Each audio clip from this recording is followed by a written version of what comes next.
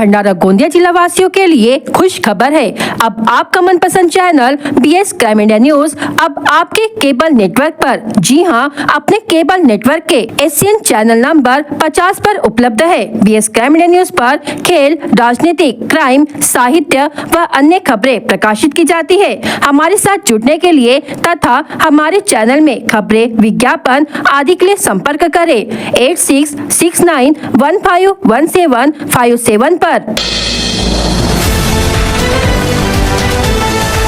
किसानों की खरीफ मौसम की धान उपज सरकारी समर्थन मूल्य धान खरीदी केंद्र पर पड़ी है। धान खरीदी की लिमिट खत्म होने से खरीदी प्रक्रिया बंद है। भंडारा जिले के खरीदी केंद्रों पर 30 लाख क्विंटल धान पड़ा हुआ है। किसानों को धान के रुपए नहीं मिले, बोनस की राशि मिलना बाकी है। गोसे खुद प्रकल्पग्रस्तों की मांगे पूर्ण नहीं हो रही है। इन सभी मांगों को लेकर कांग्रेस सोमवार 27 अप्रैल से तहसील स्तर पर आंदोलन करेगी। यह जानकारी सांसद डॉक्टर प्रशांत पडोले ने शनिवार को विश्राम भवन में आयोजित पत्र परिषद में दी। उनके साथ कांग्रेस की महिला जिलाध्यक्ष जयश्री बोरकर और गोसे खुद प्रकल्पग्रस्त समिति के भाऊ कातोरे उपस्थित थे। सांसद पडोले ने बताया कि उन्होंने धान खरीदी केंद्रों की लिमिट बढ़ाने के लिए कृषि मंत्री शिवराज सिंह चौहान को मिलकर मांग रखी। मुख्यमंत्री देवेंद्र फडणवीस से मिलकर खरीफ मौसम का संपूर्ण धान खरीदी करने की मांग की। पडोले ने बताया कि मुख्यमंत्री ने यह केंद्र का विषय होने की बात कही। केंद्र सरकार के प्रतिनिधि कहते हैं कि राज्य द्वारा दिए गए लक्ष्य के अनुसार ही धान की खरीदी की गई है, इसलिए अभी और खरीदी नहीं हो सकती। भंडारा गोंदिया जिले में हजारों किसानों का लगभग 40 क्विंटल धान दोनों जिले के केंद्रों पर पड़ा है। धान की गिनती हुई लेकिन पंजीयन नहीं हुआ। पडोले ने कहा कि इस खरीफ मौसम और वर्ष 2024-25 के खरीफ मौसम के धान खरीदी के रुपए किसानों को नहीं मिले। धान खरीदी फिर से शुरू करने, धान का बोनस देने और गोसे खुद प्रकल्पग्रस्तों की समस्या हल करने के लिए 27 अप्रैल से प्रत्येक तहसीलों में आंदोलन किया जाएगा। फिर भी मांगे पूर्ण नहीं हुई तो 15 दिनों के बाद कांग्रेस वैनगंगा नदी में जल समाधि आंदोलन करेगी। डबल इंजन सरकार या देशामध्ये आहे, परंतु शेतकऱ्यांवर सातत्यानं अन्याय करण्याचं काम हे सरकार करत आहे।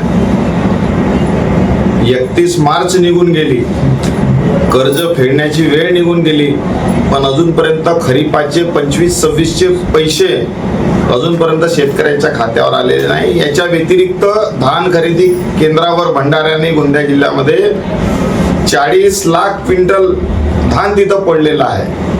आम्ही वारंवार सरकारला विनंती केली, लेटरबाजी दिली, फॉलोअप घेतला, पण सेंट्रल मिनिस्टर प्रल्हादजी जोशी, आमचे मुख्यमंत्री फडणवीस साहेब अजूनपर्यंत लिमिटमध्ये वाढ केलेली नाही।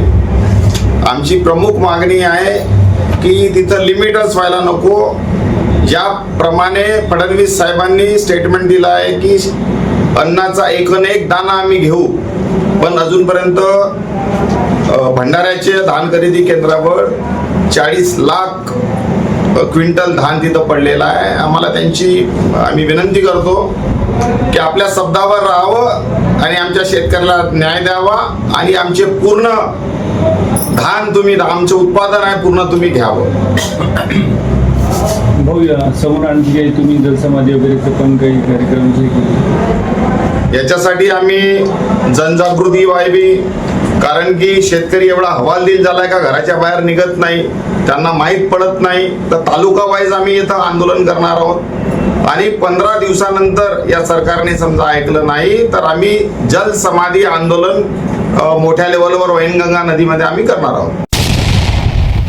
नगर परिषद शहर की सीमा से जनगणना 2027 के प्रथम चरण का नियोजन किया गया है। इस राष्ट्रीय अभियान को जिलाधिकारी सावन कुमार के मार्गदर्शन में जिले में चलाया जाएगा। जनगणना पूरी तरह से डिजिटल तरीके से होगी। नागरिकों के घर घर जाकर HLO डिजिटल ऐप से जानकारी ली जाएगी। नागरिक स्वयं भी अपनी जानकारी इसमें भर सकते हैं। सभी कार्य अलग अलग अवधि में किया जाएगा। भंडारा शहर के जनगणना के लिए 181 पर्यवेक्षक एवं प्रगणन की नियुक्ति की गई है। इसके लिए कर्मचारियों को प्रशिक्षण दिया जा रहा है। नगर रचना सहायक संकेत कोचे, उप मुख्याधिकारी आकाश सहारे या कर्मचारियों को ऐप चलाने की जानकारी दे रहे हैं। 24 अप्रैल को जिलाधिकारी सावन कुमार, उप जिलाधिकारी मनोहर चौहान एवं जिला समन्वयक रवि पटेल ने प्रशिक्षण केंद्र को भेंट दी। जिलाधिकारी ने प्रशिक्षणार्थियों से संवाद किया। नगर परिषद के मुख्याधिकारी जुम्मा प्यारेवाले ने जनगणना में सहयोग देने का आह्वान किया।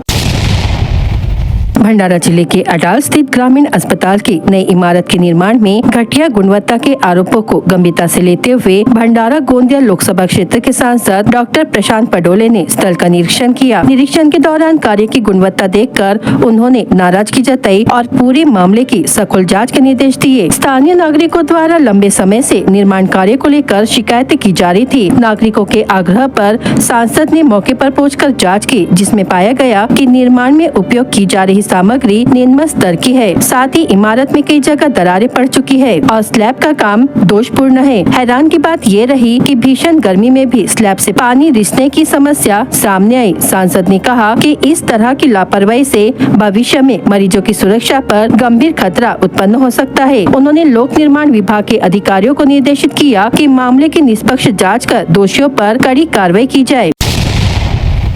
भंडारा शहर के बस डिपो परिसर में हुए दर्दनाक हादसे में बस चालक की लापरवाही से रोहित पुरण खेड़ीकर उम्र 36 वर्ष और उनके 3 वर्षीय बेटे रौनक खेड़ीकर की बस के पहिए के नीचे आने से मौके पर ही मौत हो गई। हृदय विकारक घटना से पूरे क्षेत्र में शोक की लहर फैल गई है। घटना के बाद मृतकों के परिजनों को न्याय दिलाने तथा परिवार के भरण पोषण के लिए एक सदस्य को नौकरी और मुख्यमंत्री सहायता निधि से आर्थिक मदद देने की मांग को लेकर भंडारा जिले के पालक मंत्री डॉक्टर पंकज भोयर को ज्ञापन सौंपा गया। पालक मंत्री ने तुरंत संबंधित अधिकारियों से फोन पर संपर्क कर हादसे की विस्तृत जानकारी ली और मृतकों के वारिस को नौकरी देने में आने वाली सभी तकनीकी अड़चनों को दूर कर जल्द कार्रवाई के निर्देश दिए। साथ ही मुख्यमंत्री सहायता निधि से आर्थिक मदद दिलाने का आश्वासन भी दिया। इस दौरान जिलाध्यक्ष आशु गुंडा ने नगर परिषद अध्यक्षा मधुराताई मदनकर, शहर अध्यक्ष सचिन कुंभलकर सहित कई जनप्रतिनिधि